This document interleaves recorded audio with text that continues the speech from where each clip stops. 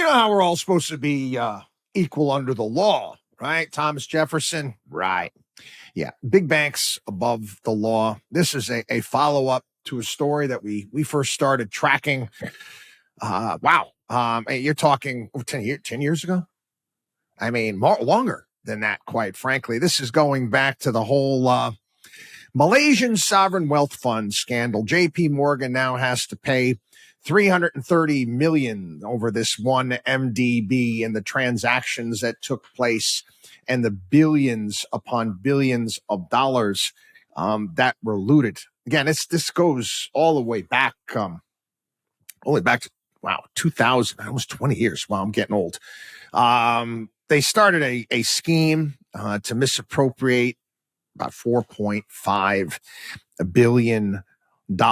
And when all was said and done, it ended up being more than that. Goldman Sachs already paid $5 billion in multiple countries. Money laundering at its best, all sorts of nonsense going on. But again, this is nothing new. This is how they operate. And that's obviously some significant fines from both of them. But don't you think they know the risk?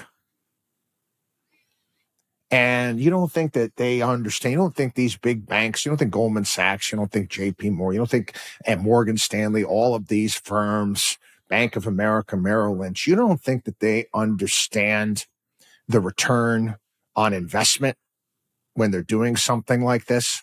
Now, I talk about risk often on our programs, Managing Money. And I always talk about the fact that you can never let risk lead to ruin. Well, the worst thing that's going to happen, these guys are going to pay a fine. They make a calculated decision saying, well, there's a risk involved with this. We get caught. We'll pay a fine. We'll walk away. Again, I don't know how much they made when all was said and done. You don't know any sort of back channel deals that are done with some of the players that are involved with this. I mean, who knows? But man, oh man, they pony up every year. Every year, ponying up, fine this one, 100 million here, billion there, all that stuff. That's real money, right? Yeah, never really seems to bother them. And the other thing too is any individual at these big banks ever held personally responsible? This is the other issue I have, and I've described this before. Corporation is a tax ID number and a logo. Goldman Sachs, the tax ID number and logo, nor JP Morgan, the tax ID number and logo, are not capable in of themselves to launder money, to rip people off, to steal anything. They can't. You need a human being to engineer that. And what's interesting is that if you work at one of these firms, one of those human beings, again, you're basically above the law. Are you not? I don't see any. You ever see anybody from any of these big firms, all the crap that they pull off on a regular? You ever see anyone actually held accountable? You ever see any perp walks? Handcuffs?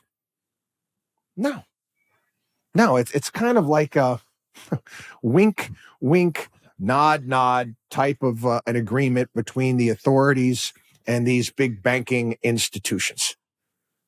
It's like they're playing cops and robbers, so to speak. No one really does any time. Again, big banks continue to get rich, continue to pull this crap off. Nothing happens. I put this out there because, again, it is what it is. Nothing's changing. I don't think it's going to change anytime soon. I just let people know because, again, you decide who you're going to do business with. Think it's a wise choice to do business with people that are this ethically challenged? Well, I guess that's on you. Watchdog on Wall Street.com.